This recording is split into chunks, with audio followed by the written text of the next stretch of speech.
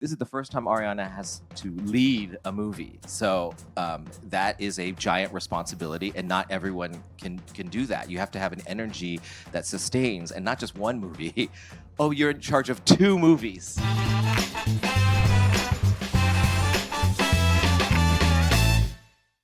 Baz Bammy Boy, Deadline's Breaking Bad's columnist and international editor at large. I'm so excited to be moderating the panel for the spectacular musical Wicked for Good. And I'm delighted that Oscar-nominated filmmaker Jon M will be joining us to wave his magic wand and cast a spell or 2, or 3, over all of you. Anyway, the film is the epic conclusion to last award season's Wicked, which saw Cynthia Erivo's Elphaba, the Wicked Witch of the West, soar away on a broomstick into exile and estranged from Ariana Grande's Glinda the Good. Their actions in part 1 have consequences, which we'll see play out in Wicked for Good. Is their friendship over for good? Will they ever be reconciled?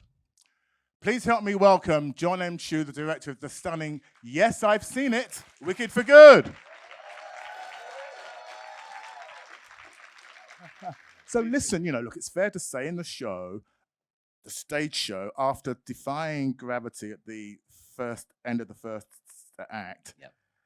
There's not much left to do, but somehow you have found a 2.5-hour movie, an extravaganza. So how did you do it? How did you and Stephen, the lyricist, and Mark Platt, the producer, say, okay, this is what we're going to do to whiz up? Yeah. Well, I saw the show before it ever went on Broadway.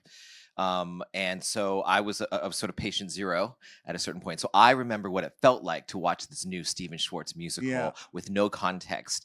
And I thought the second half was the meat. I thought the second half was like the reason to be. You get all this setup and all this thing, and she gets out and she breaks out, and that's the fairy tale side. But the second half is the adult selves looking back at their dreams and their hopes and what they thought the world was and their stories, and all of it shatters. And the consequences of the choices that you think are so easy in the first, they're tough, but when you do it, but the consequences are even tougher, how to stick through it. And so for me, what I think the second half really needed for me was just, I want to know more about these individual women's experience of going through that. How lonely is it when you make a choice like that and you have to stand up to power and you feel like you're the only one doing it? And that's a very heavy, lonely experience. And then what happens when the home that you're fighting for, you realize was never built for you? Sure. And should you be there when they actually want you dead?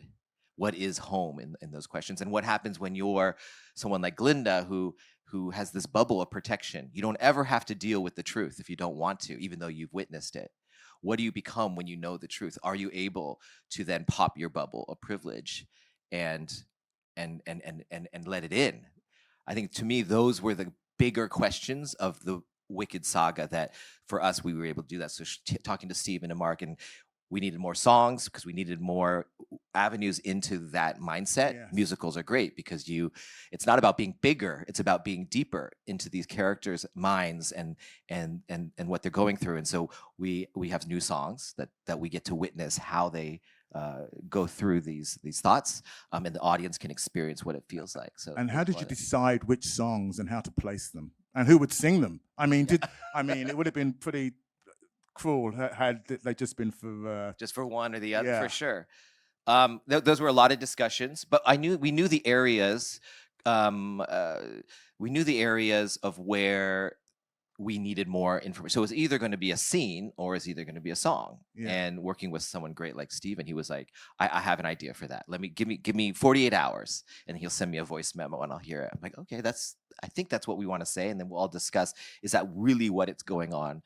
Is it just about home, or is it about her identity, or is it about, do we pin it on Glinda, like an actual friend, and how specific, and so on and so forth. Yeah. And how because you shot this film continuously, as it were. Yeah. How did that work? Because in the first part, what can one say? They are young women, but they are women in the second part. Yeah, yeah. So how did you get the emotions when they're shooting one scene and then you're doing part 2 scene the same day? How did that work? Well, I think that's been the hard part about, even for the first movie, talking about it, is because we we have done the whole thing. We shot, one day we're in Shiz, the next day we're in For Good, and the next Yeah. day they're setting things on fire, and the next day they're coming to class for the first day. I think what we could not talk about a year ago was how technical and how amazing all the actors had to be, and our Yeah. cast and crew had to be in order to jump. We made this sort of board, or at least I made a board in my office that had every scene. And it wasn't about the plot of the scene. It was about what we want the audience to be feeling. What's our storytelling Yeah. guide through this? And so we could always follow and where they were. And we had little pick points, because in my head, it was sort of like Pleasantville.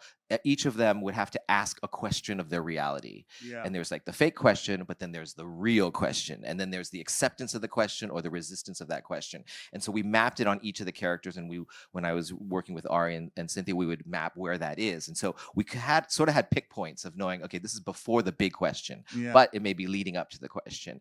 And credit to Ari and Cynthia. I mean, I didn't have to sit there the night before and be like, hey, what, this is what's happening. Like, they were in it. Like, I've never seen anyone. It was like veterans that were doing this. And I thought Cynthia and, well, both of your leading ladies, but Cynthia's like a sort of badass character. isn't she? Yeah. She looks no nonsense. And when she swoops, I've seen it. And when she swoops in that first scene, Yeah, wow. I know. I was She's- scared.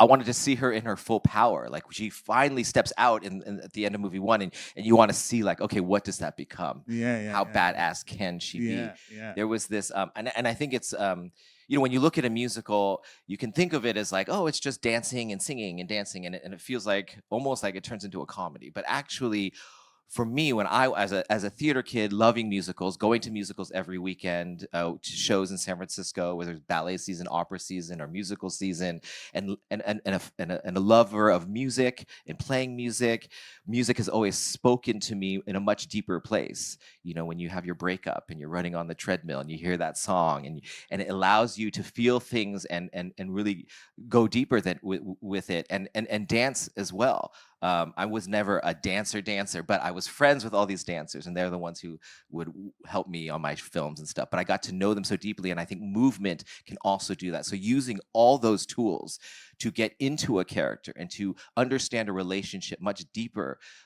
I think people just sort of like, oh, musical, whatever. But this is actually allows you to get closer to the drama of it. I mean, the thing about musical theater is that they've got to have triple threats. They've got to act, they've got to be able to sing, they've got to be able to dance, they've got to have presence. Yeah. And your leading ladies have this. Yes. Don't they? Yeah. So what did you say to Ariana and Cynthia for part? Did you say, listen, you've got to step up, you've got to do this, that, and the other? I mean, how did they? Yeah, I mean, they this is the first time Ariana has to lead a movie. So that is a giant responsibility, and not everyone can do that. You have to have an energy that sustains, and not just one movie. Oh, you're in charge of 2 movies. Cynthia has that presence. She's done it before. Yeah. So they actually really were. It's beautiful to watch them grow. They were really helping each other. And again, we were partners in this. This wasn't me as the director saying, hey, this is what the scene is. You need to step here, blink here, go over this way. To me, the way there's some directors who do that, and that's great, and they're genius, and I love those movies. For me, I'm not that kind of person. I'm not that smart, to be honest. I love to find it. I love to find this blockbuster. Yeah, thank you. But I love to find it. I love to find it with my actors, and I love to find it with my DP, and I love to all of us be in the same soup and squeeze it as hard as we can. And that means that we have to leave room for us to have a lot of discussion, to prioritize that over technical stuff on the day. And it seems sort of paradoxical because a musical is also very technical. I mean, you have the pre-records, you have the BPMs that have to go, you have their earwigs that have to be in their ears, so it doesn't feel as naturalistic as you'd want. But we try to make it so you can get the most truth out of what they're doing. And so we had a live pianist there all the time. And so for me with them was just like, let's just dig at the truth. The good news is they were such great singers, so experienced with an earwig that wasn't a thing for them. And I'd done stuff with that, so it wasn't a thing for me. I'd done big movies, big visual effects movies. I've done big dance numbers. None of that was a technical challenge for me. Of course, we were doing it at a scale we've never done, but it wasn't the focus. When you get an amazing crew, what it allows you to do is have space to say, okay, we're just trying to get the truth on this little sensor and through this lens. And so that's what we focused on. We said, hey, ignore everything else, ignore the green, ignore the stuff. Let's just like look at what this character would do here right now. God, and what I thought was beautiful, and it reminded me, the sort of big epics of the 50s and 60s of, you've got the big sweeping dance numbers and show busy numbers, but then intimate moments. Yeah. And we shouldn't give too much away here, but, there's some lovely scenes between Johnny Bailey and Cynthia's Elphaba. Yeah. And how did you get them to do what they do? Well, you're gonna have to see that part.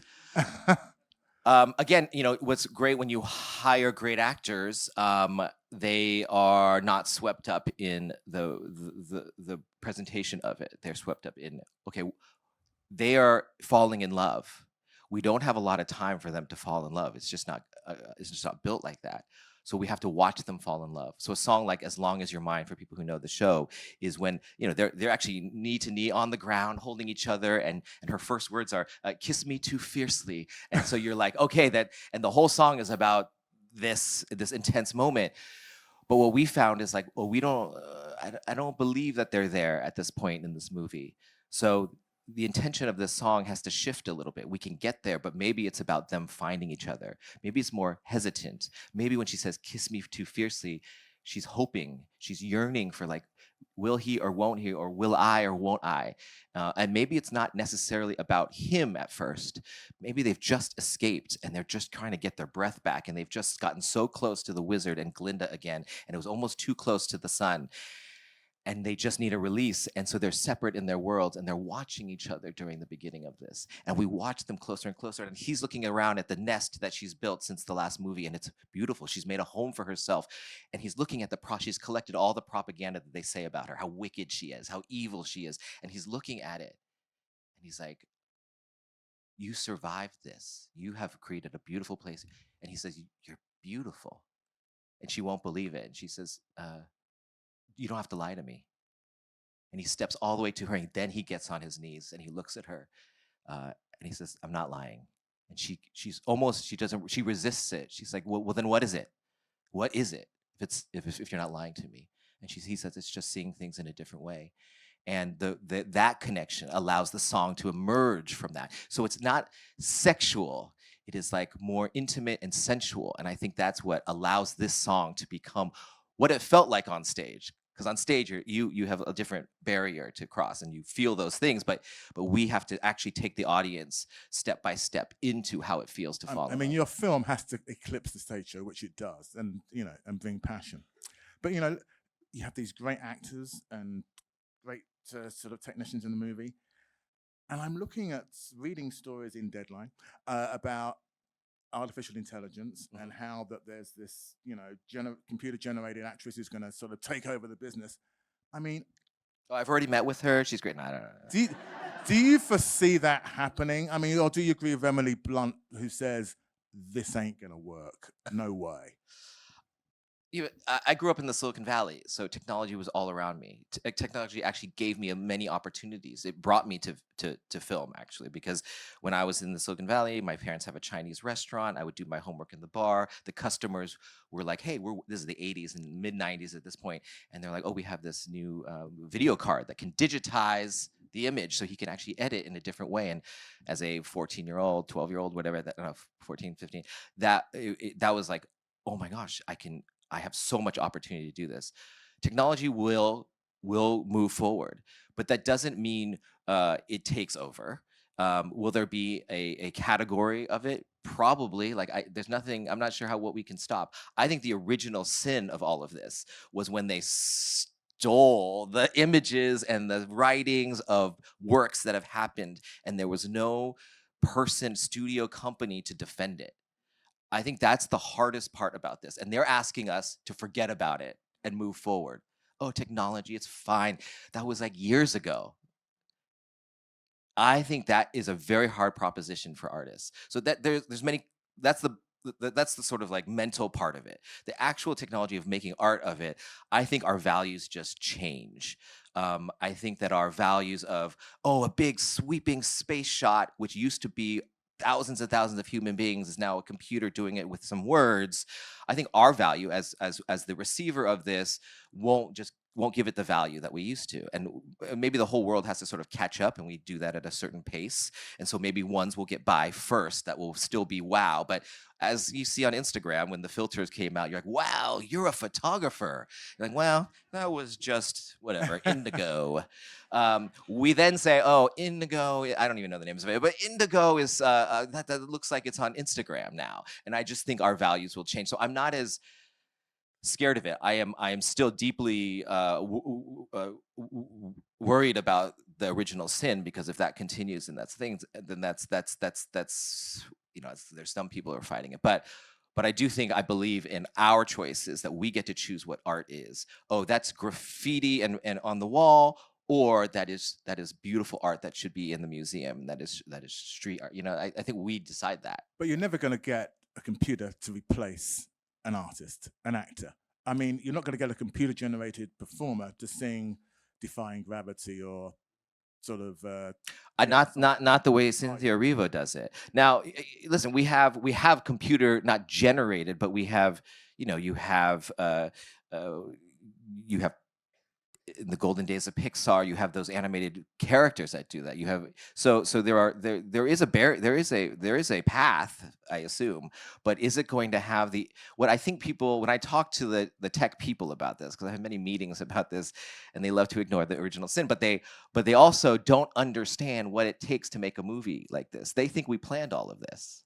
They think this was all on a storyboard, which that would be wonderful. My life would be so much easier.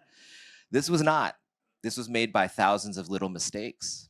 And when you say, hey, a robot can run the marathon. Wow, the robot can run all those miles. Yeah, no shit. Yeah, it does that. But when you run a marathon, you know that it's about all the steps that got there to make it. That's why you run a marathon, not to get to the finish line. And I think that is what when a great movie has. And will there be other movies that pass are commercials or social media at 100%? But a movie experience is different. It's the only space that we as human beings give 2 hours of our time, put our phones away, pay money, fight traffic, fight parking, buy other things, pop crazy popcorn buckets, and we sit there with total strangers, and we give up our control. We never give up our control, but in a movie theater. And that space is so valuable, especially in this day and age. And I think something like this are what our stories do. And it's not about, popcorn and come see this movie. It's really fun. You're going to get the soundtrack. To me, that space where you are with as many people of the world as possible, with all different opinions and thoughts, that is powerful space to own. So there's a responsibility. I think fiction allows you to receive a message and not question the data. I think fiction allows you to see it in another perspective, and it comes in when we're getting information all the time in 15-second daggers. We get to be here and be in the soup and actually process something. And so I think that is very important. I think we have to fight for those things, but at the same time, we also yearn and know deep down that we need those things. So there's got to be a balance, isn't there? Absolutely. Well, thank you so much, Jon M. Chu. Thank you for making great movies. Thank you for Wicked, parts 1 and 2. Thank you, yes. And we look forward to seeing you again.